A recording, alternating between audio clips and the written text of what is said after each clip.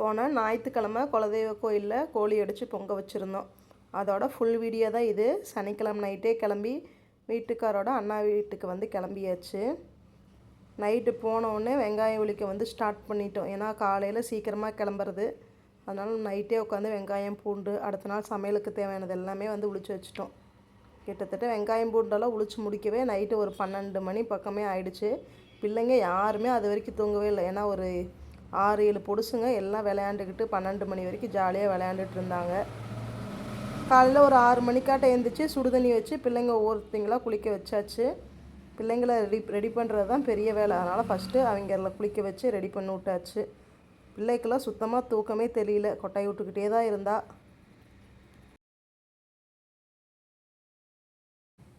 நானும் கையோட குளிச்சுட்டு வந்து பாப்பாவுக்கெல்லாம் தலை சீவி விட்டுட்டேன்.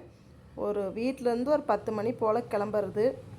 சிக்கன் சில்லிக்கு தேவையான கோழியெல்லாம் க்ளீன் பண்ணிவிட்டு கட் பண்ணி வச்சாச்சு. காலையிலேயே காலையில் டிஃபன் வந்து பார்த்திங்கன்னா வீட்டிலே சாப்பிட்டு ஒரு 10 மணி போல் கோயிலுக்கு கிளம்புறது. காலையில் இட்லி சட்னி சாம்பாரோட காலையில் டிஃபன் முடிச்சுட்டு அப்படியே வந்து கோயிலுக்கு கிளம்பிட்டோம். வீட்டிலேருந்து ஒரு அரை மணி நேரம் 3/4 மணி நேரம் ட்ராவல் தான் கோயிலுக்கு. அதனால் எல்லாம் 2 வீலர்லேயே வந்து கிளம்பிட்டோம். நம்ம சேனலை சப்ஸ்கிரைப் பண்ணாமல் பார்த்துட்ருக்குறீங்க அப்படின்னா சப்ஸ்கிரைப் பண்ணிக்கோங்க. நம்ம வீடியோஸ்லாம் உங்களுக்கு பிடிச்சிருந்துச்சி அப்படின்னா லைக் பண்ணுங்கள். கோயிலுக்கு வந்து பார்த்திங்கன்னா ஒரு 11 மணி போல் ரீச் ஆகிட்டோம். கோயில் வந்து இடம் பார்த்திங்கன்னா இந்த மாதிரி தான் அமைதியான ஒரு பிளேஸ். அக்கம் பக்கம் வீடு அதிகமாக இருக்காது.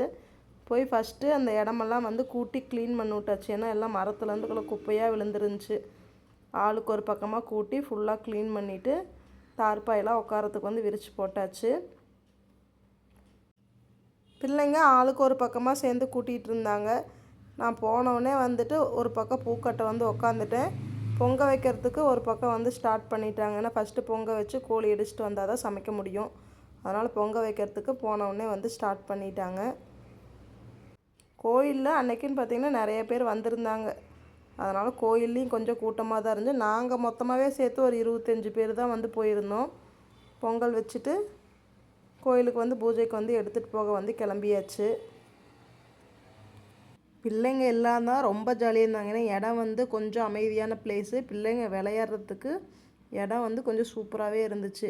அவங்க பாட்டுக்கு ஒரு பக்கம் எல்லாம் ஆடிக்கிட்டு இருந்தாங்க.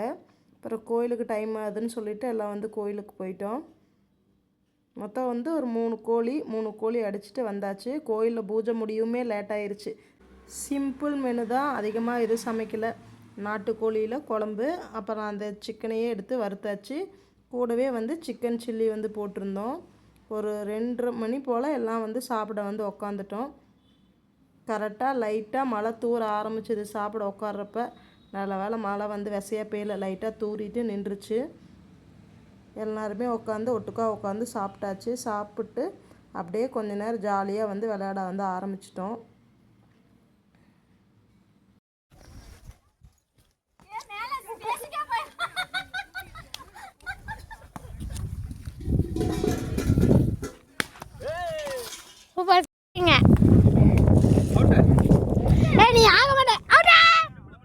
கொஞ்ச நேரம் கிரிக்கெட் விளையாடிட்டு அடுத்தது கண்ணாமூச்சி விளையாடலாம் அப்படின்னு சொல்லிட்டு விளையாட ஆரம்பித்தாச்சு.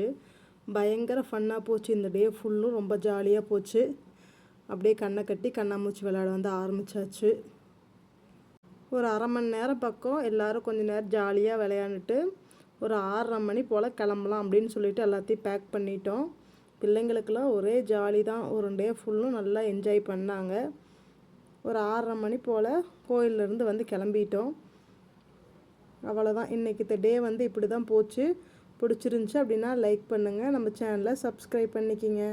பாய்.